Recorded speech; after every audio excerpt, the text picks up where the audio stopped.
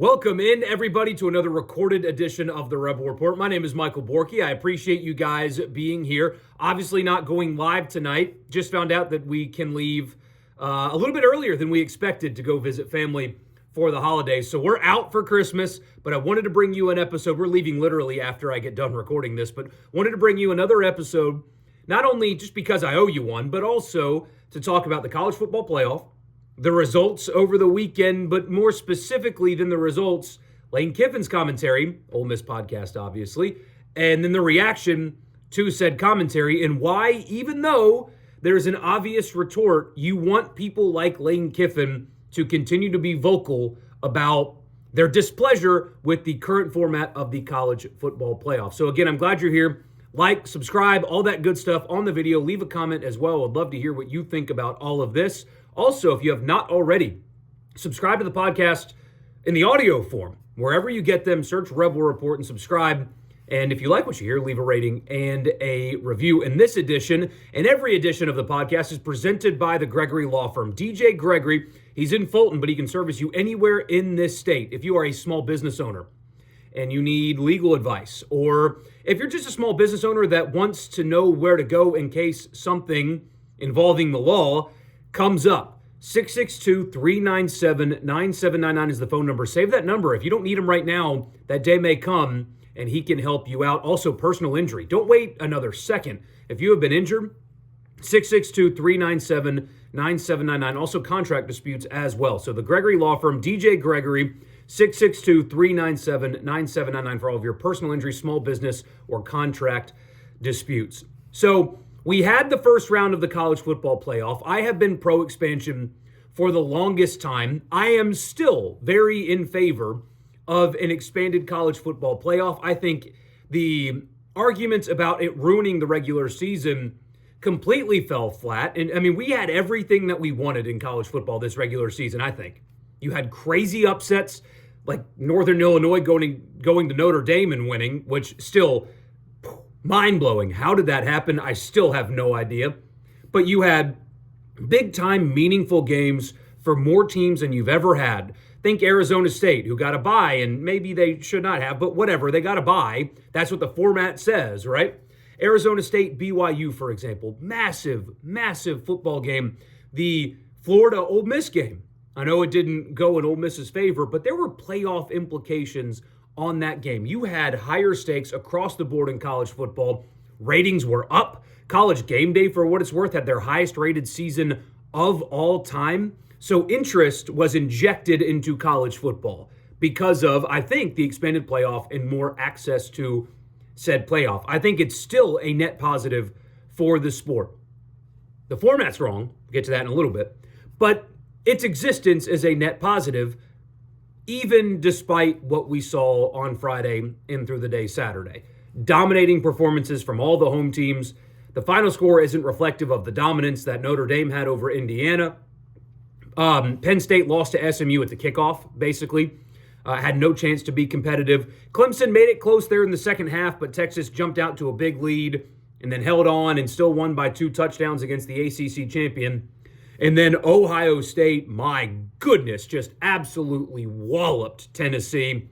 It's almost like Chip Kelly, it took him 12 games to realize that he's got the best duo of wide receivers in the sport. I don't know why it took him that long. I still cannot explain to you what happened in their game against Michigan. I mean, I put this on Twitter. Ohio State lost to Michigan on vibes, like just mentality only, because there is no excuse whatsoever for that Ohio State offense to have put out the performance that they did against Michigan, because you saw what they're capable of when they sling it. I mean, they have two elite, like that's the best duo of receivers in college football, I think, bar none. And then you got Henderson in the backfield as well, behind kind of a banged-up offensive line. Electric Ohio State team when they play like that, and absolutely dominated Tennessee. 4 bad games, although the on-campus environment was electric. I think that needs to be, forget the bowl games. I could not possibly care about the Sugar Bowl or the Peach Bowl or the Cotton Bowl. It just doesn't matter to me. I don't care. The only people that care about that are the suits and the corporate executives. You need to play those games on campus as well. Ohio State, Oregon needs to be at Autzen Stadium.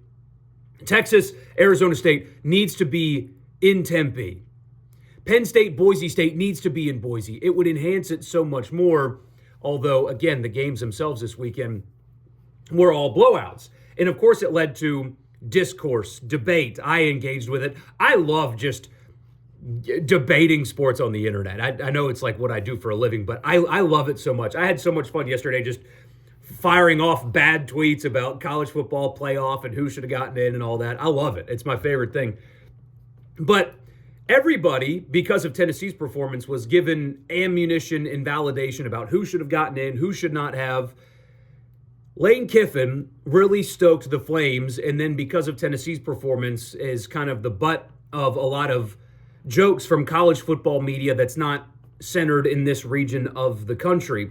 Lane Kiffin, since they're winning the Egg Bowl, has spent time on social media and in press conferences lobbying for his team to make it, talking about, the SEC is the best and quality wins. And I mean, just over and over and over again on Twitter.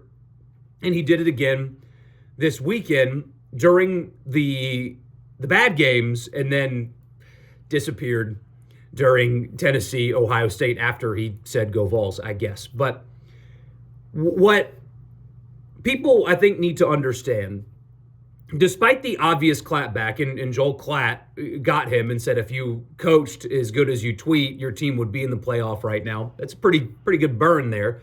But what I think people, SEC fans anyway, we'll get to everybody else in a second, but what I think people around here are missing is the big picture motivation, whether or not it's intentional. Because what you, as an SEC fan, if you're an Ole Miss fan or if you're a fan of any other SEC school listening to this right now or watching this right now, you need, I think anyway, my opinion is that you need more people involved, more stakeholders being as vocal as Lane Kiffin has been about who has gotten in and the quality of opponent, and the fact that the College Football Playoff Committee openly said that strength of schedule does not matter. That they said that. They set that precedent. And so when the athletic director at Alabama talks about that, is it whiny? Sure. Is it a little soft that he's talking about altering their schedules moving forward? Yes, it is. Is that the right motivation to do what's best for Alabama? Absolutely. An athletic director's goal, a coach's goal, is not to show everybody how tough they are. It's to, in Greg Burns' position, it's to get Alabama into the playoff. That's the motivation, to do what's best for Alabama. Well, what is best for Alabama? Based on committee precedent, it's to schedule light.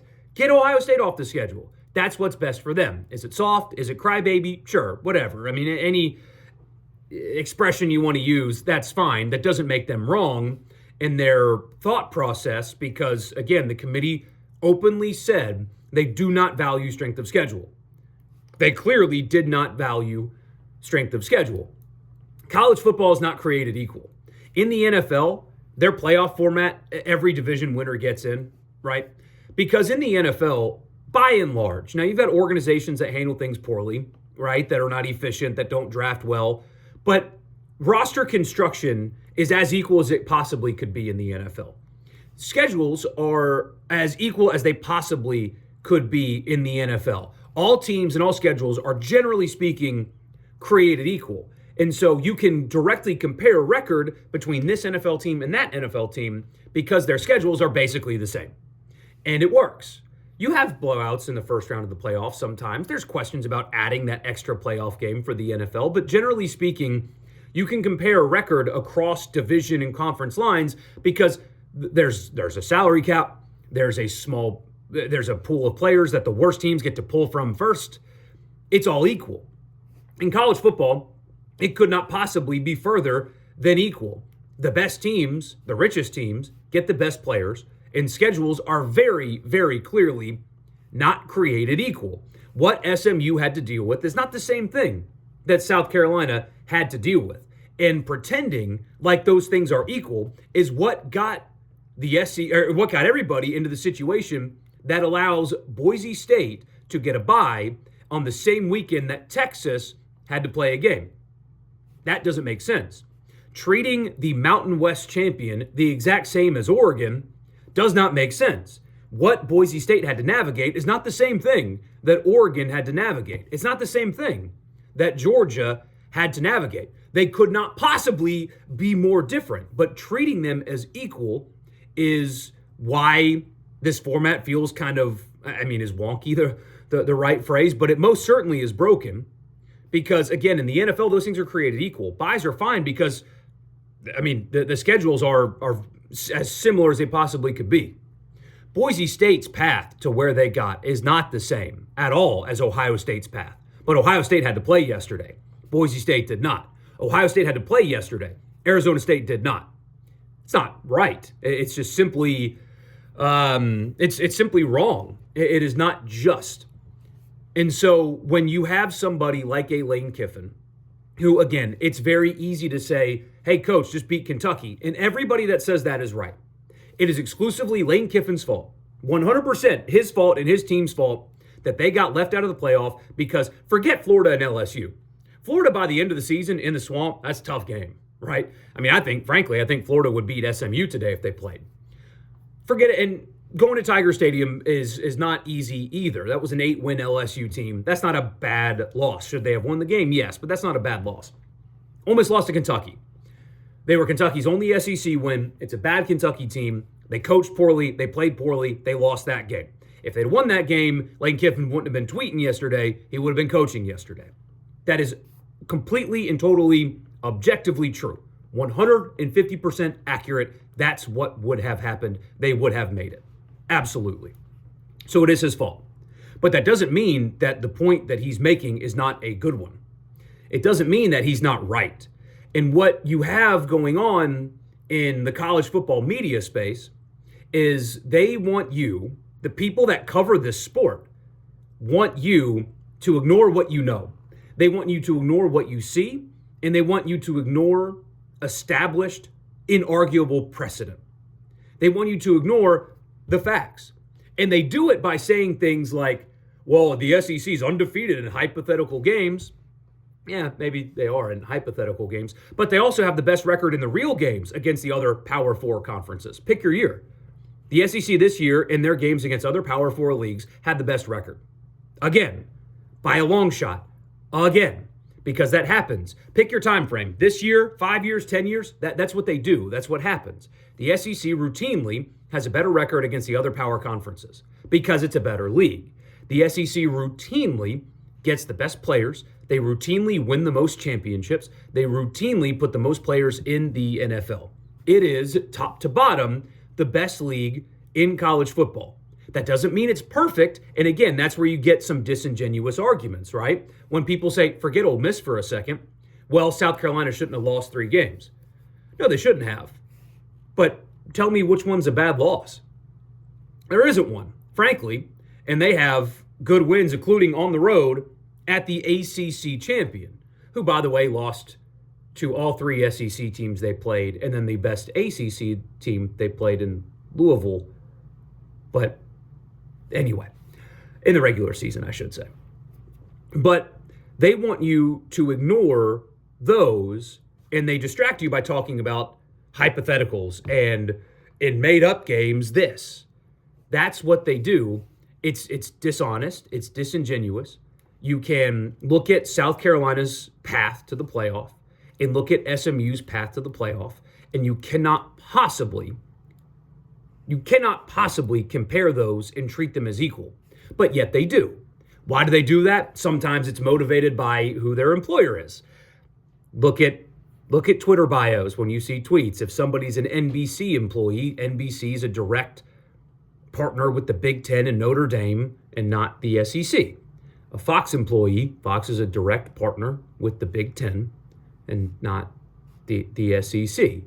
They make disingenuous arguments to try to control narrative to support something like SMU getting a playoff bid.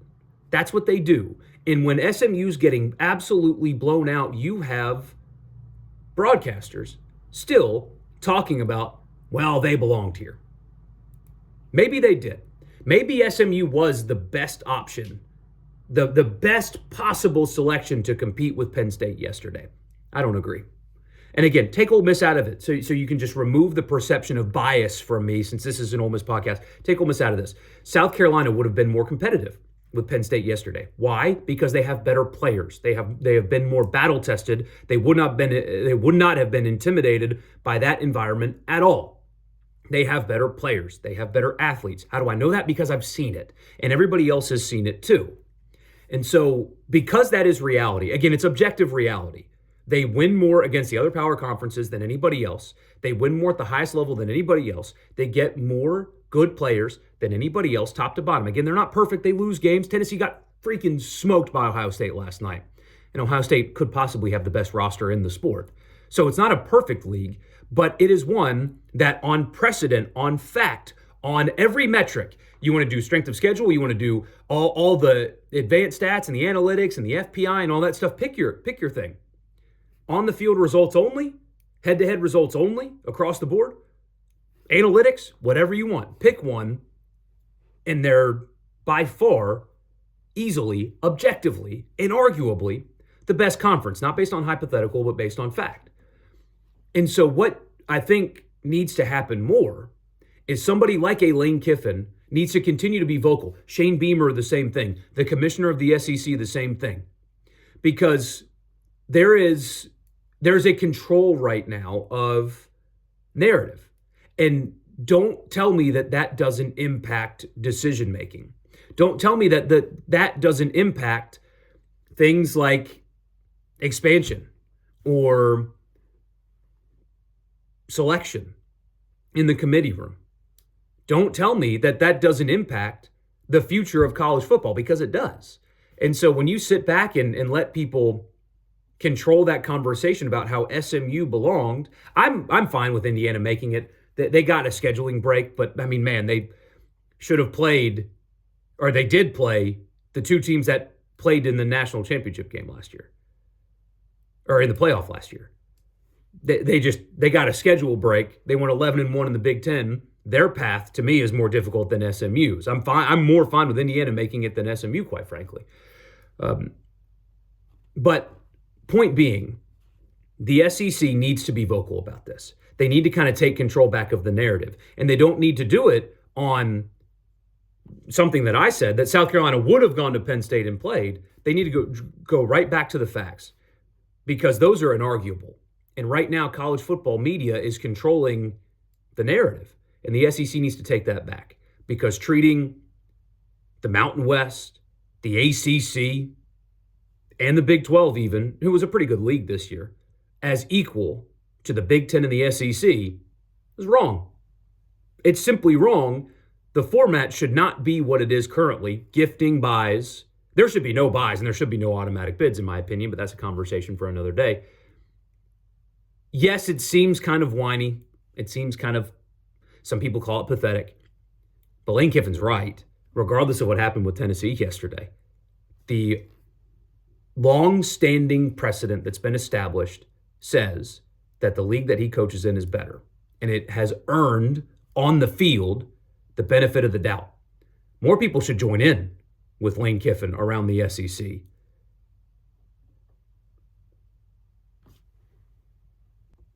Sorry, got an important phone call there. More people should join in and echo what he's saying around the league, because the way this shook out, it's not the best way to do it. Keep it at 12. That's fine. Get rid of buys, especially. Auto bids, maybe we can talk about that. I think there needs to be one fewer anyway.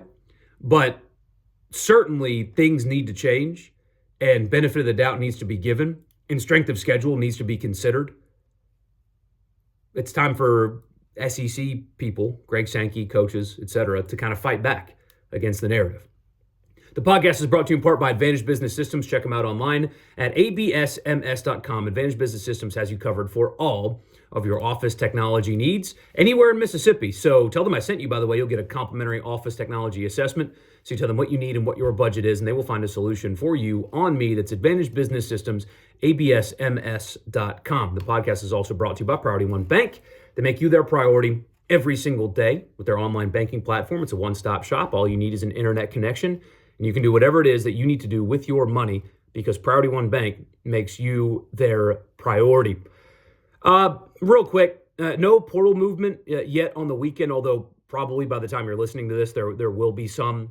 For example, I think a wide receiver is going to announce his commitment to Ole Miss here soon.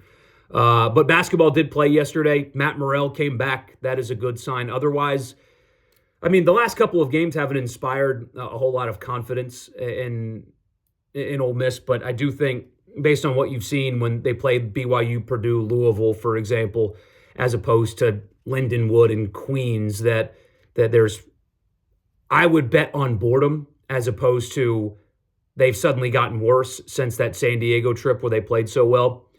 We'll find out next Saturday against Memphis, who, by the way, just got smoked by Mississippi State. But we'll find out soon. The key takeaway from basketball is that Matt Morrell came back and, they won, and which is the only really thing that matters in a game like that. So I'll be back on Thursday. Have a Merry, Merry Christmas. We'll go live on Thursday night. Merry Christmas to all of you. Hope you have a safe and happy holidays if you're traveling like us. We're going to hit the road. I'll see you guys on Thursday night.